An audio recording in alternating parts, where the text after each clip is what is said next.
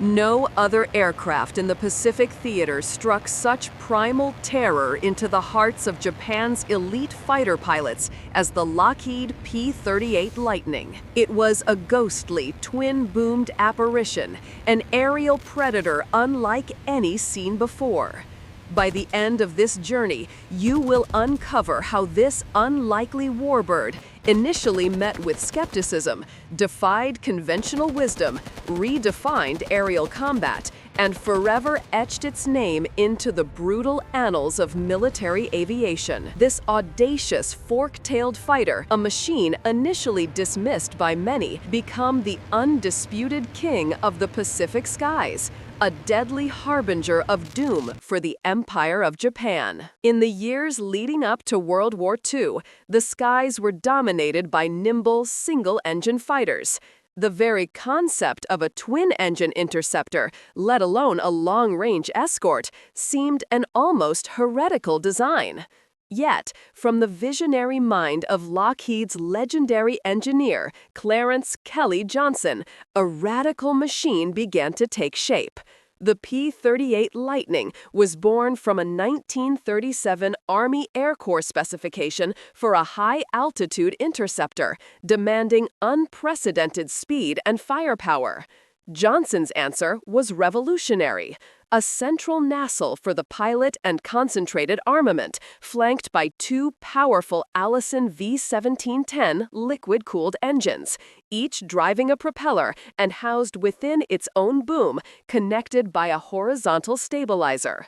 This distinctive configuration allowed for a devastatingly precise stream of fire from its nose-mounted guns, 4.50 caliber machine guns, and a 20mm cannon, unlike the wing-mounted guns of most fighters, which sacrificed accuracy for spread.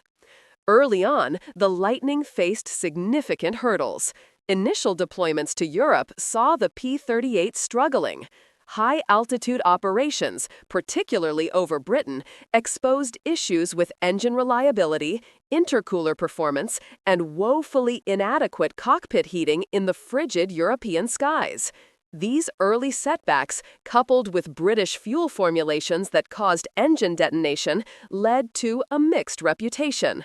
But the vast, unforgiving expanse of the Pacific theater presented an entirely different set of challenges, and here, the P-38 would not merely survive, it would truly shine. The Pacific was an arena of colossal distances, where landfalls were few and far between. Single-engine fighters, for all their agility, were tethered by their limited range, unable to adequately escort bombers deep into enemy territory. Enter the P-38. Its twin engines, a perceived complexity in Europe, became a lifesaver over the vast, shark-infested waters of the Pacific. Losing one engine in a single-engine fighter meant a death sentence. In a P-38, a pilot often had a fighting chance to limp home on a single propeller. This redundancy, combined with its impressive range, up to 1,300 miles with external drop tanks, made it the ideal, almost miraculous weapon for the long-haul missions demanded by the island-hopping campaigns. The P-38's combat debut in the Pacific began with reconnaissance variants, the F-4 and F-5 models, arriving in Australia in early 1942. By May of that year, P-38s were actively operating in the Aleutian Islands, a brutal, desolate landscape perfectly suited for its long-range capabilities. But it was in the Southwest Pacific, from late 1942 onwards, that the Lightning truly established its terrifying dominance. Japanese pilots initially viewed the P-38 with a mix of disdain and amusement. Its twin-boom design struck them as ungainly, an overcomplicated monstrosity, easily outmaneuvered by their agile A-6M Zeros. They learned a deadly lesson very quickly. The P-38 was not designed to turn with a Zero. Instead, it was built for speed, altitude, and overwhelming firepower. American pilots, particularly in the 5th and 13th Air Forces, developed groundbreaking boom and zoom tactics that exploited every advantage the Lightning possessed.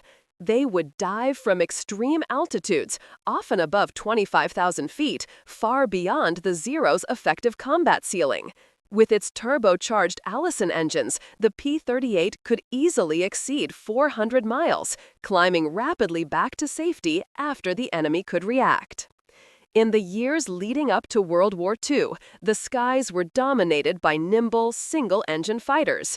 The very concept of a twin-engine interceptor, let alone a long-range escort, seemed an almost heretical design. Yet, from the visionary mind of Lockheed's legendary engineer, Clarence Kelly Johnson, a radical machine began to take shape. The P-38 Lightning was born from a 1937 Army Air Corps specification for a high-altitude interceptor, demanding unprecedented speed and firepower. Johnson's answer was revolutionary: a central nacelle for the pilot and concentrated armament, flanked by two powerful Allison V-1710 liquid-cooled engines, each driving a propeller and housed within its own boom, connected by a horizontal stabilizer. This distinctive configuration allowed for a devastatingly precise stream of fire from its nose-mounted guns, 4.50 caliber machine guns and a 20mm cannon, unlike the wing-mounted guns of most fighters, which sacrificed accuracy for spread. Early on, the Lightning faced significant hurdles. Initial deployments to Europe saw the P-38 struggling. High-altitude operations, particularly over Britain, exposed issues with engine reliability, intercooler performance, and woefully inadequate cockpit heating in the frigid European skies.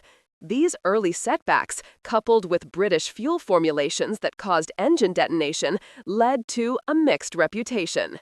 But the vast, unforgiving expanse of the Pacific theater presented an entirely different set of challenges, and here, the P-38 would not merely survive, it would truly shine.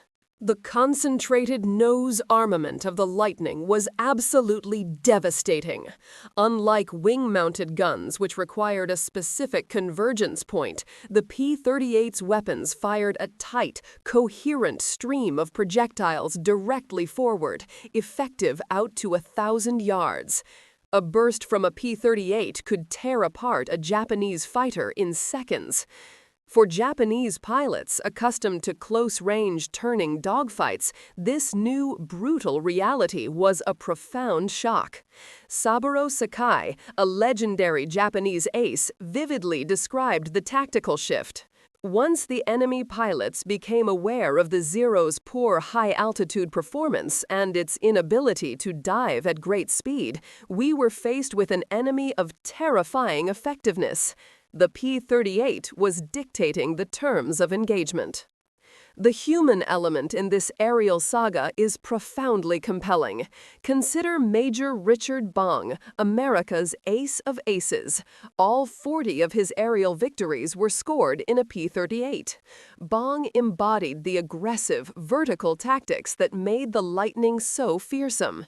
He would dive head-on into formations, unleash a deadly torrent of fire, and then use the P-38's superior speed and climb to disengage, always avoiding the Zero's turning trap. His sometimes reckless, yet undeniably effective approach saw him flying through the debris of his stricken targets. Thomas Maguire, another P-38 ace with 38 victories, also exemplified this new breed of fighter pilot. Their stories, etched in the roar of Allison engines and the chatter of machine guns, speak to immense courage and a profound trust in their unique aircraft. The P-38's versatility extended far beyond air-to-air combat. It became a crucial fighter-bomber, capable of carrying a larger bomb payload than even early B-17s. It excelled in ground attack, strafing enemy positions, crippling tanks, and destroying pillboxes. Perhaps most critically, Lightnings were converted into photo reconnaissance aircraft, designated F-4s and F-5s, with cameras replacing guns in the nose. These recce birds provided invaluable intelligence, mapping enemy installations, tracking troop movements, and capturing 90% of all aerial film over Europe and playing an equally vital role in the Pacific. The maintenance crews, often toiling in sweltering, unforgiving tropical conditions, were the unsung heroes.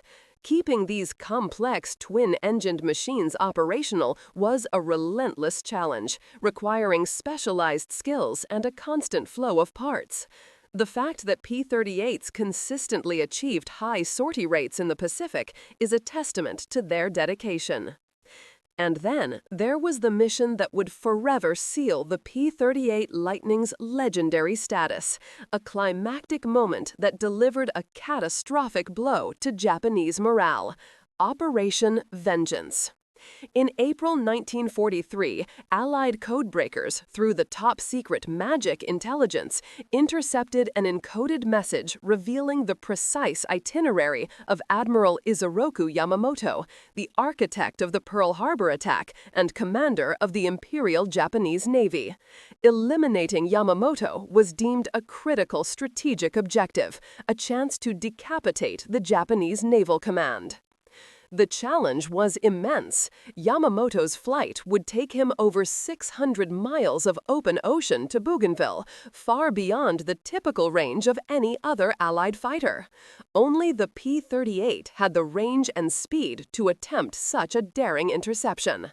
18 P-38G Lightnings from the 339th Fighter Squadron, led by Major John W. Mitchell, were tasked with this impossible mission. On April 18, 1943, the Lightnings took off from Guadalcanal, flying at wave-top height for hours, maintaining absolute radio silence to avoid detection. Their route was a tortuous, circuitous path designed to bypass Japanese observation posts. Precision navigation was paramount. A single minute's error could mean missing their target. After 2.5 hours agonizing, just as Yamamoto's two Mitsubishi G4M Betty bombers, escorted by 6 Zeros, descended through a light haze towards Balale Island, the P-38s appeared. Sepet, sepet, sepet, sepet, sepet, sepet. The ambush was perfectly executed. Lieutenant Rex T. Barber and Captain Thomas Lanphier, Jr., part of the designated killer flight, engaged the bombers. Barber attacked the first Betty, which was carrying Yamamoto, raking it with his concentrated fire. Smoke billowed from its left engine, and the bomber crashed into the dense jungle below, a pillar of black smoke rising into the sky. Yamamoto was dead. This audacious act, the longest-distance fighter interception of the war, dealt a crushing, almost immeasurable psychological blow to Japan. Japanese naval morale was shattered, a profound strategic victory achieved by the fork-tailed devil. The legacy of the P-38 Lightning extends far beyond its specific combat victories. It continued to serve throughout World War II, a constant, formidable presence in the Pacific. Though largely retired from U.S. military service shortly after the war with the dawn of the jet age, it influenced future aircraft design and remains an enduring symbol of American ingenuity and air power. Many P-38s found second lives in civilian roles, particularly as F-5 reconnaissance variants for photo mapping companies, serving until the mid-1960s. A handful survive today, meticulously restored, a testament to their groundbreaking design and historical significance.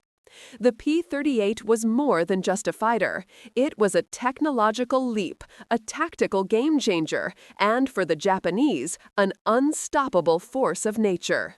Its distinctive silhouette, once mocked, became a chilling omen of impending doom. It proved that industrial might, combined with radical engineering and brilliant tactical adaptation, could overcome sheer numbers and traditional fighting doctrines. The P-38 Lightning didn't just win battles, it systematically dismantled an enemy's air superiority and shattered their will to fight. What then does the story of the fork-tailed devil teach us about the relentless pursuit of innovation in the face of insurmountable odds? How do we, in our own challenges, harness ingenuity and determination to redefine what's possible?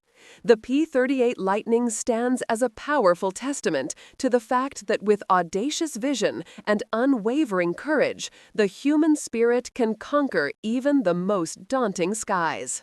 Share your thoughts in the comments below and tell us what other unsung heroes of military history deserve their story told.